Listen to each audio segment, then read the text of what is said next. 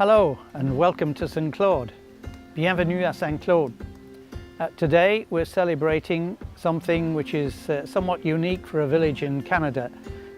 We have celebrated the 14th of July, which is the French national holiday, since 1896.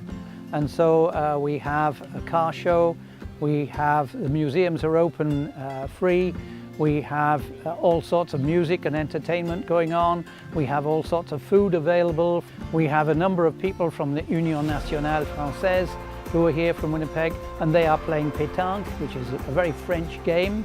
So there's all sorts of activities going on.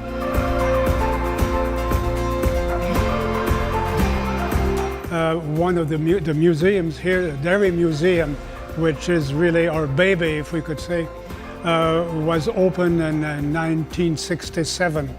We have different buildings. We have the museum itself, which holds quite a bit of interesting material from the very beginning, when in St. Claude there was a creamery in 1910, first built. And with the Dairy Museum, of course, we also have the Pioneer Museum, which is the old station building.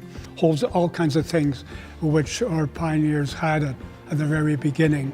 And of course we have the school, a little country school, which is the like of many schools that we had at different parts of in the countryside for the children of our farmers to go to in early years.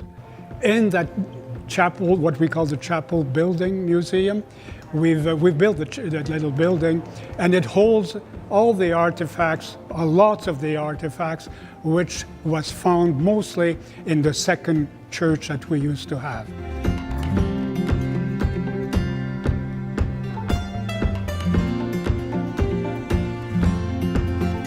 Just to my left here, we have the pipe from St. Claude. The pipe was constructed in 1984. It was constructed because it was in memory of the original settlers who came to St. Claude in Canada from St. Claude in France, which is up near the Swiss border. And the main industry of St. Claude in France was making pipes. But to commemorate, the Chamber of Commerce of St. Claude, Canada, decided that they wanted to construct a pipe to commemorate the original settlers. When the pipe had been constructed, eventually a number of the inhabitants of the village thought, well, we need to have more than a pipe to show. So they've constructed a mile of gardens. Gardens which stretch right along to the post office. There are rose gardens, there are all sorts of herbaceous gardens, which give St. Claude a bright spot.